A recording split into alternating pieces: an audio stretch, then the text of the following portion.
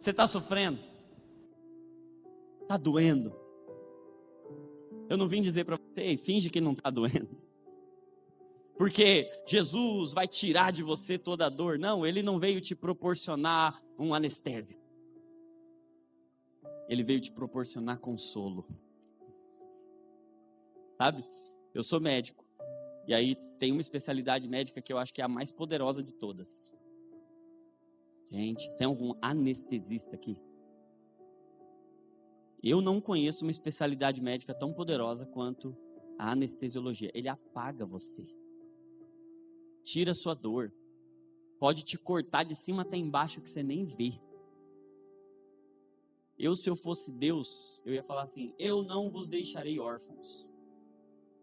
Eu vou, mas eu deixarei um anestesista.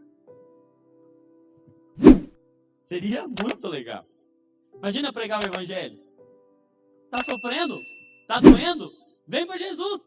Tem um anestésico. Tem um anestesista. Você não vai mais sentir dor nenhuma. Quem não ia querer Jesus? Imagina. Não vai mais sofrer, não vai mais sentir dor. Mas Jesus não diz: eu vos deixarei um anestesista. Ele diz: eu vos deixarei um consolador.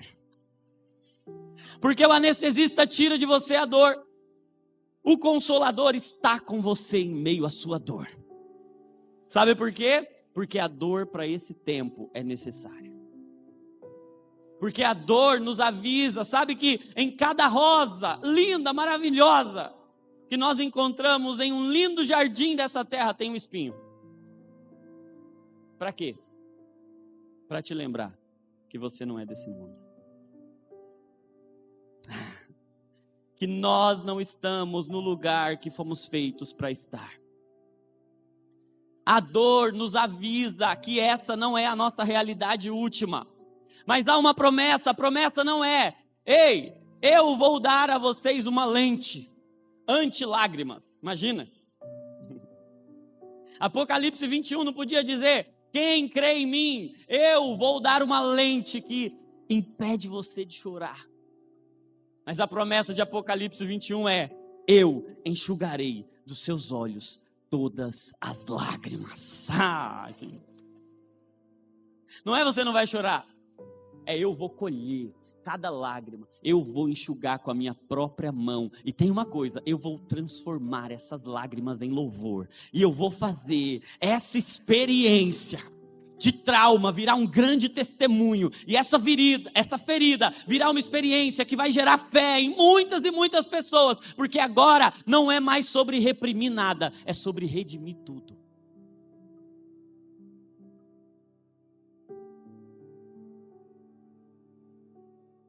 E hoje é muito, muito bom, é um dia que meu coração está cheio de alegria, Dia dos Pais, e eu sou assim um pai tão... Eu sou um pai... Se for assim, se seguir no ritmo que tá, eu tô no 3º agora, né? Tem. E aí pode sentar, eu vou conversar com vocês hoje sobre isso também, sobre paternidade. Mas sabe que eu tenho 3 filhos, né? E os 3 estão aqui. Eu tenho a Maria, sou primeiro, né? Deixa eu me apresentar para vocês, não é falta de educação, né? Deixa eu me apresentar para vocês. Meu nome é Jonatas, eu sou casado com a Jéssica, a gente está casado há 11 anos, vamos fazer 12 anos de casado agora no final do ano, né? Em dezembro. E a gente tem 3 filhos, tem a Maria, que tem 7 anos, e a Maria é tão incrível que eu apelidei ela de Mariavilhosa. Ah. E aí a gente tem a Lívia, de 4 anos, e a Lívia, igualmente maravilhosa, eu apelidei as duas juntas de Maria Liviosas. Não é? Ficou bom? E aí agora temos o Israel, de 2 meses, que é um príncipe guerreiro, valente, que luta e vence. Ele é um homem profeta, realmente, que vem trazer uma mensagem muito profética do Senhor. Nós estamos muito gratos a Deus pelo que Ele tem feito na nossa família. Hoje, Dia dos Pais, tive o privilégio de passar o dia com o meu pai e com os meus filhos. Isso é um motivo de muita celebração, de muita alegria. E estar aqui é muito especial, muito inspirador também. Toda vez que eu venho aqui, fico muito inspirado. E no Dia dos Pais, particularmente, muito inspirado, para falar também sobre um assunto que envolve muito a paternidade, até porque, não sei se vocês já pararam para pensar, a figura paterna como um elemento de desenvolvimento da segurança que a gente tem. Então, se a figura materna, ela nos revela sensibilidade, a figura paterna nos revela segurança. Você pode perceber que pessoas que têm problema com a figura paterna, elas tendem a ter mais insegurança. Pessoas que têm problema com a figura materna, elas tendem a ter ou insensibilidade ou hipersensibilidade. E é muito interessante falar sobre paternidade nesse Dia dos Pais, mas mais do que falar sobre paternidade, eu quero falar com vocês sobre segurança. E eu estou lançando o livro Divinamente, e eu falo sobre a mente de Cristo como cura para a nossa mente, como saúde para a nossa mente, até porque nós nunca vivemos um tempo em que tantas pessoas estão sofrendo ao mesmo tempo por condições de saúde mental. Nós nunca tivemos tantos casos de ansiedade, de depressão, de burnout e de tantos outros transtornos, nunca tivemos tantos suicídios como temos atualmente. E você pode olhar e falar, talvez na sua experiência, isso seja um problema recente, mas isso é um problema que já acomete a humanidade desde que o mundo é mundo, porém nunca dessa forma, nunca com tamanha intensidade. E grande parte da nossa dor emocional tem a ver com essa segurança que a gente não tem. Tem a ver com o desenvolvimento de uma segurança. E eu me propus a escrever porque, como médico e como pastor, eu penso que nós, como igreja, temos a resposta que o mundo precisa. O mundo está fazendo uma grande pergunta, o mundo está clamando, o mundo está gritando, e nós temos a resposta. E mais do que nós termos a resposta, eu creio que nós somos resposta. E mais do que resposta, eu creio que nós somos revelação. Porque se o mundo está doente, e é isso que eu digo no livro, é que o mundo caiu, é que nós caímos e essa queda nos deixou machucados. E essa queda deixou sequelas. E como uma grande queda, nós caímos de Deus em nós mesmos. E essa queda nos feriu, essa queda nos deformou, essa queda nos adoeceu. E uma parte desse nosso adoecimento é na nossa mente, por isso nós adoecemos, por isso nós sofremos, por isso nós vivemos tantas inseguranças na mente também. E eu não preciso ser profeta para dizer que alguns de nós aqui estamos sofrendo com dores na alma, com dores na mente. Alguns de nós estamos passando por quadros ansiosos, por quadros depressivos. Talvez não nós, mas alguém dentro da nossa família, no seio do nosso lar, está sofrendo com depressão, com ansiedade, com burnout, com qualquer outro tipo de dor na alma. Talvez dentro da nossa própria comunidade aqui, entre irmãos, pessoas que a gente ama, tem pessoas que a gente ama muito e que estão sofrendo com essas dores. E sabe o que eu descobri, gente? Nós temos muita dificuldade com esse tipo de problema em especial. Por exemplo, quando alguém está sofrendo de um problema físico, nós temos um conjunto de alternativas maior a oferecer. Nós lidamos de uma forma, quando o problema é mental, a gente tem mais dificuldade. E talvez tenha chegado o tempo e seja o momento de maturidade da igreja de oferecer uma resposta para o clamor que o nosso mundo, que a nossa geração está fazendo. E qual é a nossa resposta? Qual é a resposta que a gente tem a dar? O mundo está clamando, gritando, e a gente, quando lê Romanos, entende que a natureza geme, que a criação geme, aguardando a manifestação dos filhos de Deus. E não apenas a natureza geme, mas nós também gememos, porque nós estamos nesse mundo. E não apenas nós gememos, mas nós ouvimos uma promessa que o Espírito Santo intercede por nós com gemidos inexprimíveis. Então, se o mundo geme, nós gememos, o Espírito Santo se alinha a nós, se aproxima de nós como consolador, e ele intercede por nós também com gemidos, porque a solução para o nosso problema na mente é a mente de Cristo. Porque Cristo está vindo até as nossas dores e sentindo o que nós sentimos através da sua compaixão, para que nós possamos sentir o que Ele sente a partir da comunhão. Então, se a compaixão traz o coração de Cristo até nós, para que Ele sinta a nossa dor, a comunhão leva o nosso coração ao coração de Cristo, para que a gente seja a resposta que Ele é. Para que a gente leve a vida que Ele carrega. E nós precisamos ser essa mensagem. E nós precisamos ser essa resposta.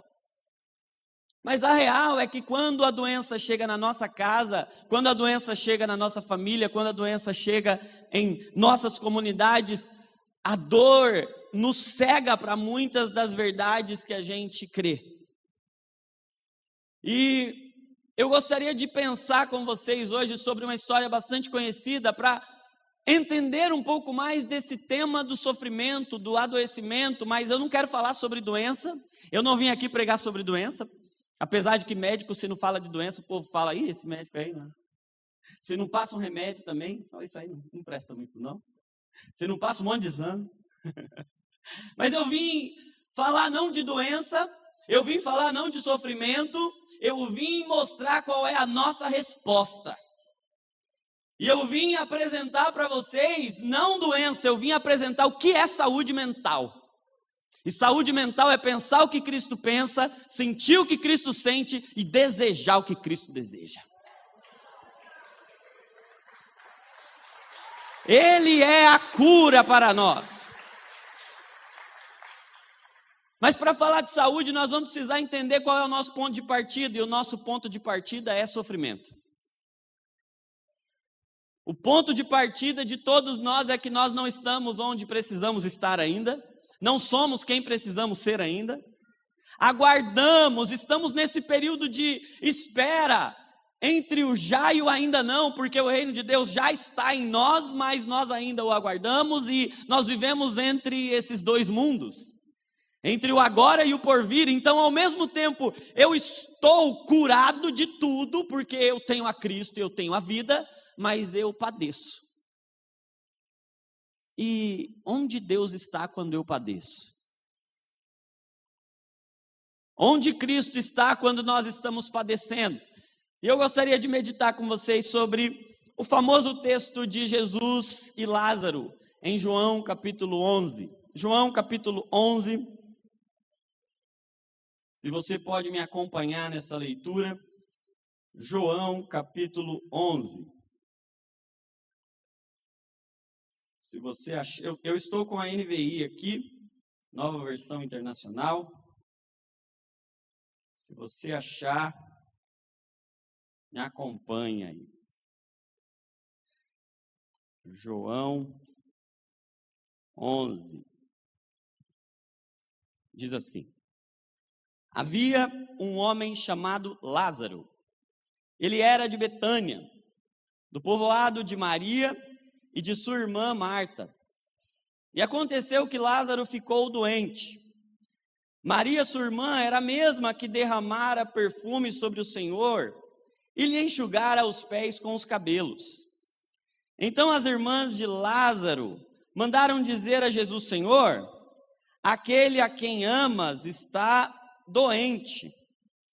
Ao ouvir isso, Jesus disse: essa doença não acabará em morte, é para a glória de Deus, para que o Filho de Deus seja glorificado por meio dela.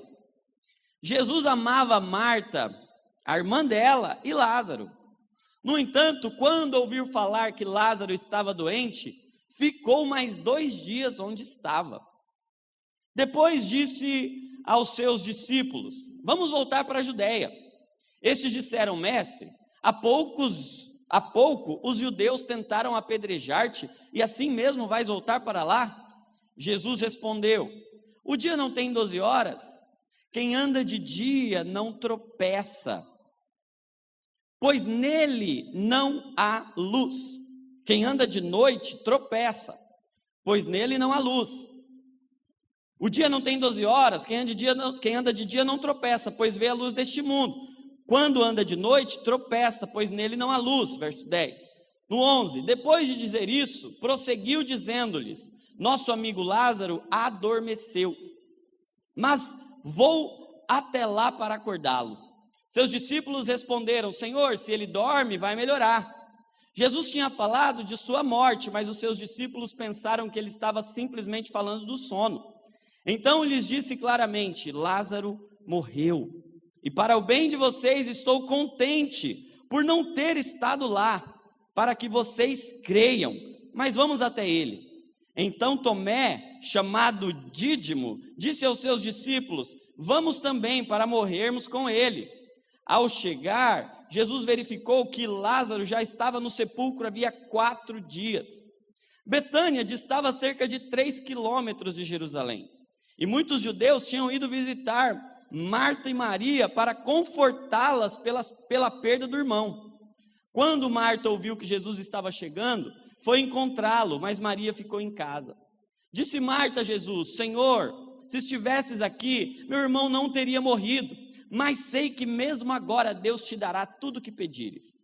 Disse-lhe Jesus: o seu irmão vai ressuscitar. Marta respondeu: eu sei que ele vai ressuscitar na ressurreição no último dia. Disse-lhe Jesus: eu sou a ressurreição e a vida. Aquele que crê em mim, ainda que morra, viverá. E quem vive e crê em mim, não morrerá eternamente. Você crê nisso? Ela lhe respondeu: sim, Senhor, eu tenho crido que tu és o Cristo, o Filho de Deus, que devia vir ao mundo. E depois de dizer isso, foi para casa, e chamando à parte Maria, disse-lhe: o mestre está aqui e está chamando você. Ao ouvir isso, Maria levantou-se depressa e foi ao encontro dele. Jesus ainda não tinha entrado no povoado, mas estava no lugar onde Marta o encontrara. Quando notaram que ela se levantou depressa e saiu, os judeus que estavam confortando em casa seguiram-na, supondo que ela ia ao sepulcro para ali chorar. Chegando ao lugar onde Jesus estava e vendo-o, Maria prostrou-se aos seus pés e disse: Senhor, se estivesses aqui, meu irmão não teria morrido. Ao ver chorando Maria e os judeus que a acompanhavam, Jesus agitou-se no espírito e perturbou-se. Onde o colocaram? Perguntou ele. Vem e vê, Senhor, responderam eles. Jesus chorou. Verso 35. Então os judeus disseram: vejam como ele o amava. Mas alguns deles disseram: ele que abriu os olhos do cego não poderia ter impedido este homem de morrer, ou que este homem morresse? Jesus, outra vez profundamente comovido, foi até o sepulcro. Era uma gruta com uma pedra colocada à entrada. Um cenário familiar, né? Jesus, outra vez, profundamente comovido, foi até o sepulcro. Era uma gruta com uma pedra colocada à entrada. Tirem a pedra, disse ele. Disse Marta, irmã do morto: Senhor, ele já cheira mal, pois já faz 4 dias. Disse-lhe Jesus: não lhe falei que se você cresce, veria a glória de Deus? Então tiraram a pedra. Jesus olhou para cima e disse: Pai, eu te agradeço, porque me ouviste. Eu sabia que sempre me ouves, mas disse isso por causa do povo que está aqui, para que creia que tu me enviaste. Depois de dizer isso, Jesus bradou em alta voz: Lázaro, venha para fora. O morto saiu, com as mãos e os pés envolvidos em faixas de linho, e o rosto envolto num pano. Disse-lhe Jesus: tirem as faixas dele e deixem-no ir. Muitos dos judeus que tinham vindo visitar Maria, vendo que Jesus fizera, creram nele. Aleluia! O Jesus que ressuscita os mortos está aqui. Aleluia! Aleluia! Sabe, gente, esse texto, ele começa me gerando uma pergunta, e talvez essa pergunta também fique na sua mente de vez em quando: como Jesus, sendo todo poderoso, permite que um amigo seu adoeça?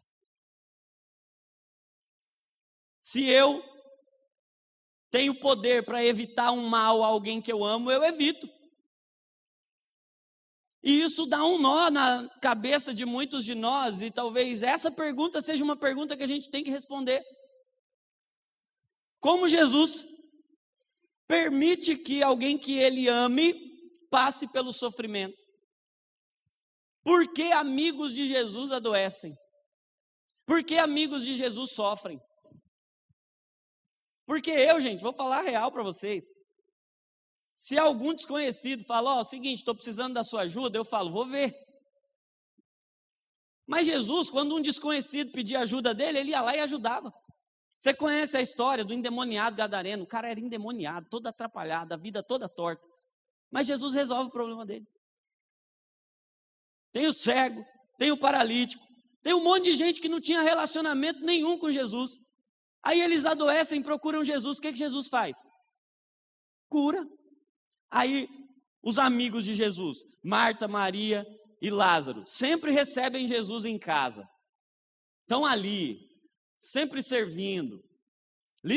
Marta era líder de célula. Reunião na casa dela. Recebia, servia. Anfitriã, líder. Ela estava ali o tempo todo envolvida, a família. E olha que o texto deixa bem claro. A carta já vai assim, Senhor, seu amigo, Lázaro, é seu amigo. Pensa bem, qual é a resposta que o Senhor vai dar? Porque o Senhor, a gente vê, o Senhor, quando aqueles atrapalhados tudo lá, os perdidos do mundo, aqueles que não tem nenhum nível de relacionamento com o Senhor, te procura, o Senhor resolve o problema deles. Qual que é a lógica agora? Se eu sou amigo, Jesus vai resolver o meu problema rapidinho. Se com os camaradas, que era tudo atrapalhado, Jesus resolveu, o que ele não vai fazer comigo que sou amigo dele? Pela lógica, a expectativa é, Jesus vai vir aqui, ou Jesus não vai nem vir, ele vai mandar uma palavra, porque se com o servo do centurião, uma palavra já foi suficiente, talvez uma palavra, talvez não precise nem de uma palavra, só dele saber que o amigo dele está doente, ele já vai resolver o problema. Mas essa é uma constatação difícil para a gente aceitar, é que os amigos de Jesus também adoecem. É que os amigos de Jesus também sofrem. É que os amigos de Jesus padecem e os amigos de Jesus oram. E sabe o que eu percebo, gente? Eu atendo hoje, graças a Deus, a minha especialidade médica hoje mudou. Hoje eu sou especialista em crente. Olha aí. É o sonho de todo médico. Ser especialista na classe, no nicho, no grupo de pessoas mais seleto do planeta Terra. Eu atendo o crente o dia inteiro, olha que maravilha, gente. Eu ouço o que está dentro do coração de cristãos que estão sofrendo, que estão doentes, que estão lidando com problemas. E grande parte da dor é essa. Eu sou amigo de Jesus, eu não sou um hipócrita, eu não estou brincando de ser crente. E aí muitos irmãos olham para mim e falam, sabe por que você está doente? É porque você não orou o suficiente, é porque você não buscou bastante, é porque você não teve intimidade com Deus, é porque você não está orando tanto quanto precisava estar orando, porque teve um irmão lá que estava com um problema parecido com o seu, e já está curado. Ele foi no culto da vitória, ele foi lá na campanha e aconteceu rapidinho, mas aí com você não aconteceu, e aí vem uma crise. Como assim comigo não foi desse jeito? Eu sou amigo de Jesus e foi falta de oração? Não. Eles oraram? Oraram. Seu amigo está doente, Jesus, seu amigo. E vou falar mais uma informação, é aquele que o Senhor ama. Deixar bem claro para o Senhor não confundir qual Lázaro é. É o Lázaro, seu amigo, aquele que você ama. Então o fato de sermos amados por Jesus não nos imuniza dos sofrimentos. E eu vou me atrever a dizer uma frase que talvez vai assustar você. Mas além de não nos imunizar dos sofrimentos, existem alguns sofrimentos que só os amigos de Jesus passam. Existem algumas dores que são exclusivas para os amigos de Jesus. E eu não estou te assustando, não. É porque tem algumas porções da glória de Deus que só os amigos de Jesus vão revelar. É porque existem algumas porções da glória de Deus que só um amigo muito íntimo, porque a amizade pressupõe importunação. Porque quando o pneu do seu carro fura às 3 horas da manhã, você não liga para um inimigo. Para quem você liga? Quando você quer resolver um problema, e gente, Deus quer usar alguns de nós para resolver os problemas dele. E quem ele vai usar? Os amigos. E por vezes alguns dos nossos sofrimentos não vão ser por pecado, alguns dos nossos sofrimentos não vão ser por falta de intimidade, não vão ser por falta de Deus, alguns dos nossos sofrimentos vão ser porque a gente é amigo de Jesus. E isso muda muito a forma como a gente acolhe quem está sofrendo. Porque as respostas prontas talvez não funcionem. E esse é o dilema de Jó. Qual foi o motivo para Jó sofrer como ele sofreu? Ser amigo de Deus. Homem sincero, reto, temente a Deus, se desvia do mal. Mas aí quem foi que deu causa? Deus. Deus fala para Satanás, viu? Deixa eu falar uma coisa aqui para você.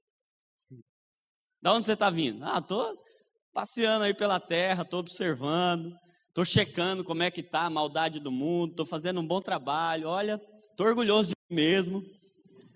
Satanás é especialista nisso, né? Orgulho. Estou orgulhoso de mim. Aí o Senhor fala assim, e você viu meu servo Jó? Quem foi que colocou Jó na história, gente? Não foi Satanás. Não foi Satanás que falou assim, viu? Tem uma proposta para te fazer. Vou mexer no Jó. O Jó estava quieto, dando tudo certo na vida dele, prosperando, família uma bênção, casamento uma bênção, os negócios uma bênção, tudo dando certo. De repente, tudo começa a dar errado. Qual o motivo? Amigo de Deus. Aí tem alguns irmãos que vão falar assim, não quero ser amigo de Deus, mas não. Eu falo, você não sabe o que você está falando. Porque ser amigo de Deus é a coisa mais poderosa que existe na terra. Porque não tem lugar mais poderoso do que esse lugar de intimidade, de amizade. E quando Ele nos escolhe para, por meio do sofrimento, glorificar o nome dEle, nós temos um galardão que você não tem ideia. Que privilégio maravilhoso. Eu acho lindo quando Paulo diz assim, porque Ele nos deu o privilégio de não apenas crer, mas de padecer pelo nome dEle. Gente, isso é maravilhoso. Sabe por quê? Pode aplaudir. Se é para Jesus, vamos aplaudir com força, né? Oh! Sabe por quê, gente? O que governa o nosso mundo é o medo. Sabe que o maior ídolo do nosso tempo é o medo. A gente vive a vida em função dos medos. Você pode olhar para a sua vida, para a minha vida, você pode olhar para a vida de todas as pessoas. Sabe que a gente vive a vida se planejando, se organizando, para não ter que encarar o que a gente tem medo. Se na minha família eu tive um histórico de um determinado sofrimento, eu me organizo para que aquele sofrimento não me alcance, porque eu tenho medo de ser como foi na minha família. Eu tenho medo, e sabe que até certo ponto isso pode ser útil, isso pode nos ajudar, porque isso pode nos mobilizar, isso pode nos encorajar, mas sabe que o maior dos nossos medos é o medo de sofrer. Quem aqui não tem medo de sofrer? Você não tem, eu vou orar por você. Porque há uma grande chance de que não esteja alguma coisa normal aí. Mas todo mundo aqui tem medo de sofrer. Aí o que é o Evangelho, gente? O Evangelho vem mostrar que os medos que a gente tem, eles não nos devem amedrontar mais. Porque se a gente morre de medo de sofrer, Jesus vem dizer que até o sofrimento agora, para nós, ele cumpre um propósito. Porque todas as coisas cooperam para o bem daqueles que amam a Deus. E sabe o que é essa figura da cooperação? Imagina uma operação. Quem aqui já operou de alguma coisa? Já fez uma cirurgia? Ninguém faz uma cirurgia porque fala assim, nossa, está tudo tão bom, que eu vou fazer uma cirurgia para ficar, sim, passar um tempo diferente no hospital, no centro cirúrgico. Vou conhecer o centro cirúrgico que eu ainda não conheço, fazer um turismo de centro cirúrgico. Não, ninguém faz isso. Você só opera porque algo precisa ser aperfeiçoado, sim ou não? E Deus está nos operando. Por quê, gente? É sobre isso que eu falo no livro. Porque nós não estamos bem. Porque nós não nascemos onde precisamos nascer, porque nós não estamos no lugar que precisamos estar, porque não está tudo bem. Porque o mundo que nós vivemos está deformado e a nossa mente está deformada. E é por isso que a gente sofre. Porque a dor nos mostra que algo está errado. Gente. Sabe por que tem dor no nosso corpo? Para mostrar que alguma coisa está errada. A dor é uma sinalização, a dor é um aviso. Imagina se você nunca tivesse dor de dente. Imagina se você não tivesse dor na barriga quando o apêndice inflama. Imagina se você não tivesse dor quando tem um cálculo renal. Imagina se você não tivesse dor quando o abdômen de alguma forma não está funcionando adequadamente. A dor é um aviso. E para esse mundo que não está como foi feito para ser, a dor é um aviso. A dor nos lembra que precisamos de um Salvador. A dor nos lembra que precisamos de um Salvador. C.S. Lewis diz uma frase maravilhosa. Ele diz que a dor é como um megafone de Deus para despertar um mundo surdo. É Deus gritando. Ele diz que Deus sussurra nos nossos prazeres. Fala na nossa consciência, mas Deus grita nas nossas dores. Deus sussurra nos prazeres, fala na consciência, mas grita por meio das nossas dores, para chamar a atenção de alguém. E quando Deus quer usar os seus amigos para chamar a atenção do mundo? Lázaro está em crise, imagina a angústia. Marta, Maria, vocês falaram com Jesus? Falamos. E aí, o que ele falou? Falou nada. Você já orou e não teve uma resposta? Quem aqui já teve essa experiência? Agora eu quero fazer uma pergunta mais difícil ainda. Você já orou e as coisas pioraram? Quem? Aí você ora de novo. E aí o que acontece? A doença vai piorando, piorando. E aí isso está acontecendo com Lázaro, gente. Lázaro, a oração foi, está doente. O que Jesus fez? Estava 3 quilômetros, gente. 3 quilômetros dá para ir, até você que é sedentário consegue andar 3 quilômetros. Vai chegar cansado, mas você consegue. Você consegue. Não era longe. Jesus estava ocupado? Não. Jesus não estava ocupado, não falou nenhum. Jesus não disse assim, ó, seguinte, eu estou curando muita gente agora. Agora eu estou multiplicando pão para muita gente. Agora é um momento que eu estou muito ocupado. Não dá para resolver isso agora, Lázaro. Não. Sabe o que o texto bíblico diz? Que Jesus esperou. É diferente de demorou. A gente acha que Deus está demorando, Ele está esperando. A demora de Deus é a oportunidade da gente experimentar um pouquinho da eternidade. A eternidade tocando o nosso tempo e nos ensinando a esperar nele. A demora de Deus é a eternidade tocando o nosso tempo e ensinando a gente a esperar.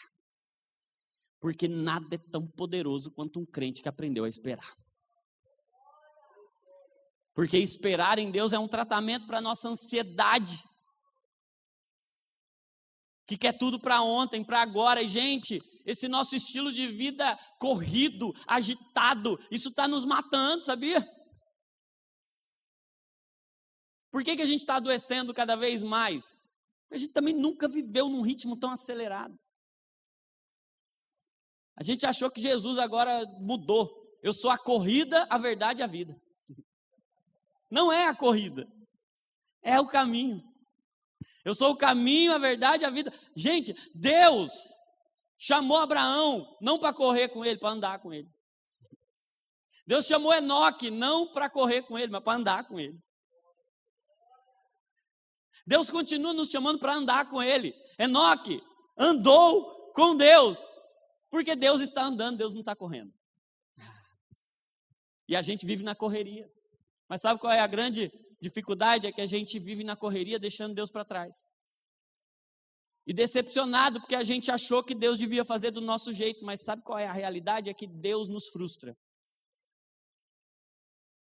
E nesse livro eu vou falar quando Deus nos frustra, o que está acontecendo.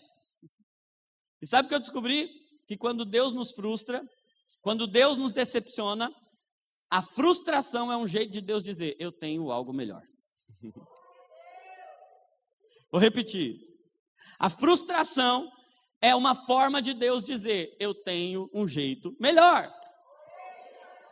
Você criou uma expectativa, mas a palavra do Senhor nos diz, porque os meus pensamentos não são os seus pensamentos. Porque assim como os céus são mais altos do que a terra, os meus pensamentos são mais altos do que os seus pensamentos. Então o único jeito dos meus pensamentos prevalecerem sobre os seus, é se os seus forem frustrados. Deus precisa nos frustrar, para nos abençoar. E nós vamos precisar ter maturidade de um amigo de Jesus, que clama, que chora, que ora, e que não é problema sofrer. Porque nós não vamos negar o que estamos sentindo. Você vê que em nenhum momento Jesus reprimiu a família porque eles estavam sofrendo.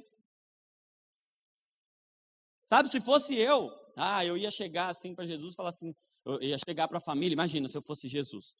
Eu ia chegar lá para ressuscitar. Falar, gente, cheguei. Acabou o caô. Acabou o pânico. Ei, para. Imagina, Marta, Maria, aquele drama, choro. Se o Senhor estivesse aqui, meu irmão não teria morrido. Eu já ia chegar e falar assim, tá bom, cheguei. Deu. Está resolvido o problema. Cheguei. Imagina, Maria chegou, aquele choro. Eu ia falar, ei, para de chorar, guarda as lágrimas. Assim como nós fazemos com muitos irmãos, né? Ei, reage. Para de chorar. Você não crê, não? Jesus está aqui. E a gente deslegitima. E a gente pede para que muitos de nossos irmãos engulam seu choro. Não chora não. Não, como se a nossa fé nos impedisse ou tivesse problema com as nossas lágrimas, mas sabe que existe um tipo de adoração que é entoado e que é apresentado exclusivamente por meio de lágrimas? Sabe que as nossas lágrimas, elas têm um poder tão grande, e eu acho linda aquela história da adoração, que a mulher está lavando os pés de Jesus com as suas lágrimas. Gente, imagina, tanto de lágrima para poder lavar um pé. Você já conseguiu chorar tanto que dava para lavar alguma coisa? É um tipo de choro copioso. E o que Jesus diz? Jesus fala assim, para de chorar. Não, Jesus deixa a mulher chorar. E quando Lázaro está morto agora, e Jesus chega lá, 4 dias depois, o ambiente é de choro, e o que Jesus faz? Jesus chorou. Gente, isso aqui dá nó na minha cabeça. Porque a primeira ação de Jesus não é tirar o sofrimento. A primeira ação de Jesus é entrar dentro do sofrimento de quem sofre. Gente. Você está sofrendo? Está doendo? Eu não vim dizer para você, finge que não está doendo. Porque Jesus vai tirar de você toda a dor. Não, Ele não veio te proporcionar um anestésico. Ele veio te proporcionar consolo. Sabe? Eu sou médico. E aí tem uma especialidade médica que eu acho que é a mais poderosa de todas. Gente, tem algum anestesista aqui? Eu não conheço uma especialidade médica tão poderosa quanto a anestesiologia. Ele apaga você. Tira a sua dor. Pode te cortar de cima até embaixo que você nem vê. Se eu fosse Deus, eu ia falar assim: eu não vos deixarei órfãos. Eu vou, mas eu deixarei um anestesista. Seria muito legal. Imagina pregar o evangelho. Está sofrendo? Está doendo? Vem para Jesus. Tem um anestésico, tem um anestesista. Você não vai mais sentir dor nenhuma. Quem não ia querer Jesus? Imagina. Não vai mais sofrer, não vai mais sentir dor. Mas Jesus não diz: eu vos deixarei um anestesista. Ele diz: eu vos deixarei um consolador. Porque o anestesista tira de você a dor. O consolador está com você em meio à sua dor. Sabe por quê? Porque a dor para esse tempo é necessária. Porque a dor nos avisa, sabe que em cada rosa linda, maravilhosa, que nós encontramos em um lindo jardim dessa terra, tem um espinho. Para quê? Para te lembrar que você não é desse mundo. Que nós não estamos no lugar que fomos feitos para estar. A dor nos avisa que essa não é a nossa realidade última. Mas há uma promessa, a promessa não é: ei, eu vou dar a vocês uma lente anti-lágrimas. Imagina. Apocalipse 21 não podia dizer: quem crê em mim, eu vou dar uma lente que impede você de chorar. Mas a promessa de Apocalipse 21 é: eu enxugarei dos seus olhos todas as lágrimas. Não é você não vai chorar, é eu vou colher cada lágrima, eu vou enxugar com a minha própria mão. E tem uma coisa: eu vou transformar essas lágrimas em louvor. E eu vou fazer essa experiência de trauma virar um grande testemunho, e essa ferida virar uma experiência que vai gerar fé em muitas e muitas pessoas, porque agora não é mais sobre reprimir nada, é sobre redimir tudo. Gente.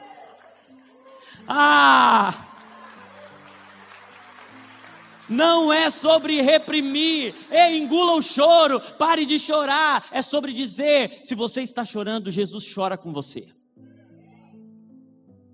Mas esse não é o fim da história. Porque se esse fosse o fim da história, eu não creria no evangelho. C.S. Lewis também diz, né? Se você está pensando em conforto, eu não recomendo o cristianismo para você, não. Uma garrafa de vinho vai te deixar mais confortável. Mas se você precisa de vida e vida com abundância, eu te convido ao evangelho. E vida com abundância é o assunto desse texto. Porque agora a família encontra o maior dos inimigos. E talvez hoje seja um dia de muita dor. A gente fala do Dia dos Pais, e quem tem o pai aqui do lado pensa nesse dia com muita alegria, com muita celebração. Mas uma grande parte de nós tem um dia muito difícil no Dia dos Pais. Porque em algum momento encontraram com esse inimigo, a morte. E sabe, todos nós em algum momento vamos nos encontrar com esse inimigo. E Paulo, escrevendo aos Coríntios, diz que este é o último dos inimigos e o maior de todos eles. Mas a pergunta que Paulo diz lá é: onde está, ó morte, o teu aguilhão? Onde está, ó morte, a tua vitória? Tragada foi a morte pela vitória, porque Cristo Jesus não fugiu da morte, Ele enfrentou a morte, Ele venceu a morte, ao terceiro dia Ele ressuscitou, e hoje Ele é a ressurreição e a vida. Gente,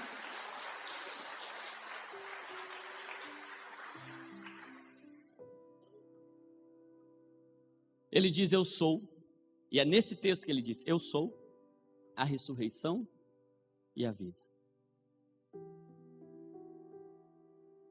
Uma visão imatura da vida nos faz pensar: eu preciso evitar a morte a todo custo. Fugir da morte a todo custo.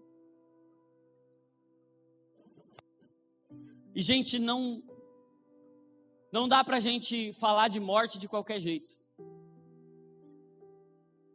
A gente tem que encher o nosso coração de compaixão para falar de morte. E nenhum de nós tem força, capacidade, competência para lutar com ela. Nenhum de nós vence. Nenhum de nós tem vida suficiente em si mesmo para poder dar de cara com a morte e vencê-la. Se assim fosse, Jesus não precisaria ter vindo em carne, habitado entre nós, e Ele mesmo ser crucificado. Nenhum de nós pode contra ela, e é essa a mensagem do texto. A morte chegou na família dos amigos de Jesus, e eles não puderam vencê-la. A dor, a lágrima, a decepção, a angústia de quem esperava que Deus fizesse de um jeito e Ele fez de outro, mas sabe, no quarto dia, Jesus aparece. E quando Jesus aparece, eu acho lindo, porque Marta vem falar com Jesus, e Jesus tem um diálogo teológico muito profundo com ela.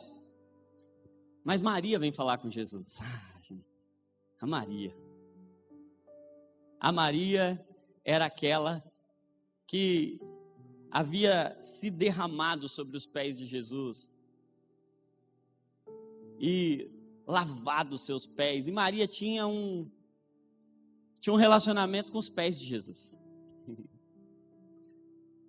Não era com as mãos, era com os pés. Porque o lugar mais alto da terra é os pés de Jesus. Ele colocou todas as coisas debaixo dos seus pés. Maria, olha que interessante, Maria, naquele dia que Jesus vem com seus discípulos, a tropa toda, imagina aquele tumulto, aquele monte de gente. E aí, está lá Marta servindo, e onde que Maria estava? Aos pés de Jesus. Agora, nesse texto, a gente leu, e depois você pode chegar em casa e ler também, você vai ver que Maria, quando chega, ela fala a mesma coisa que Marta. Ela fala: se o Senhor estivesse aqui, meu irmão não teria morrido. Mas tem um detalhe diferente. Maria,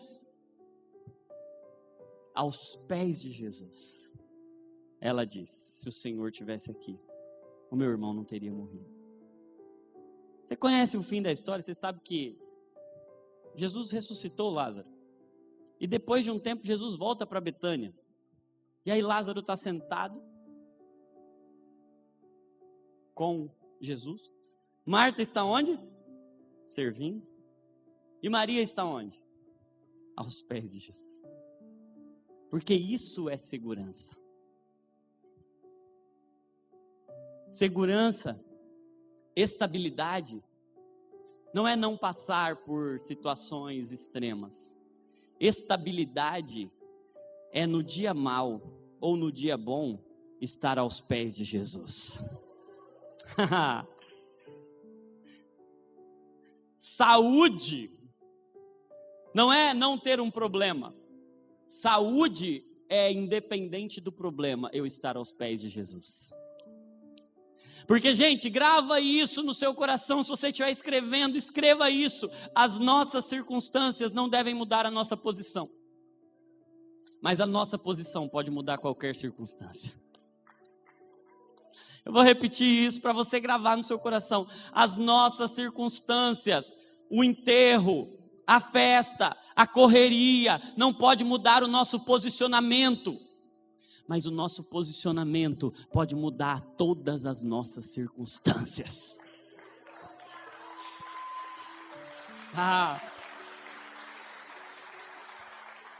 E quando Jesus vê a Maria aos pés dele, o texto diz que Jesus começa a ficar perturbado no seu espírito. Ele diz: ei, eu estou agora tentando ler o coração de Jesus. Lázaro, não é você que ao entrar numa cova resolve o problema. A cova era muito parecida, uma gruta na pedra, com uma pedra tapando. Jesus fala: não, Lázaro. A solução não é você entrar aí, sou eu. Jesus começa a ficar comovido e movido por um sentimento que é o sentimento que antecede a ação de Deus. Qual é o sentimento que antecede a ação de Deus? Compaixão. Quer ver Deus agir? A ação de Deus vem depois do sentimento de Deus. O sentimento de Deus é compaixão. Se nós queremos ver milagres, nós temos que orar por um batismo de compaixão. Porque Deus sempre agiu movido de compaixão. E por que compaixão? Porque compaixão vem do verbo compadecer. E sabe o que é compadecer? É padecer junto.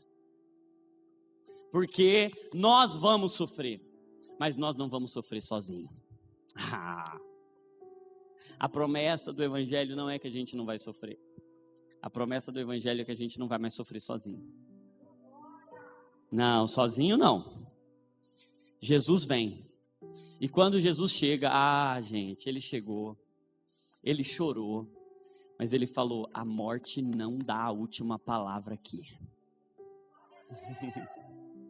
Onde é que vocês o puseram? Chega até o lugar. E aí Jesus diz: Lázaro, sai para fora. Gente. Eu vim aqui só para isso. Eu vim aqui só para dizer a você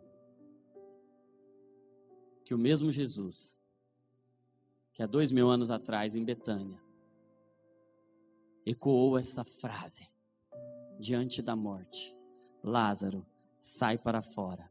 Ele veio dizer o seu nome e te chamar para fora. Porque a morte não é o seu lugar. Sabe, gente, essa história é a história da minha vida. Eu, há 16 anos atrás, me vi morto. Eu tentei contra a minha própria vida. E o Senhor foi me buscar no meu velório emocional. E eu ouvi ele dizendo: Jonatas, sai para fora. E sabe, eu creio na mensagem do Evangelho porque eu sou médico e diante da morte todos nós nos prostramos e dizemos: perdemos. Todo médico tem essa frustração diante da morte, porque por melhor que ele seja, ele perde. Mas Jesus me fez ver que eu caio diante da morte, mas que a morte cai diante dele. E agora eu posso me levantar, e assim como ele me chamou, eu ouvi, e hoje eu posso dizer: eu ressuscitei. Sabe o que Deus tem feito na minha vida hoje? É me fazer como um Lázaro. Eu estava morto, ressuscitei, e hoje as pessoas olham para mim e falam: ele tinha sido destruído, não era um acabado. Mas sabe que Jesus usa o pior para fazer o melhor. Ele usa os piores cenários para fazer os maiores milagres. Quanto pior a situação, maior a glória daquele que resolve a situação. Eu vim te encorajar a sair do lugar que você está e ir para o lugar mais poderoso, os pés de Jesus. Se você pudesse colocar de pé.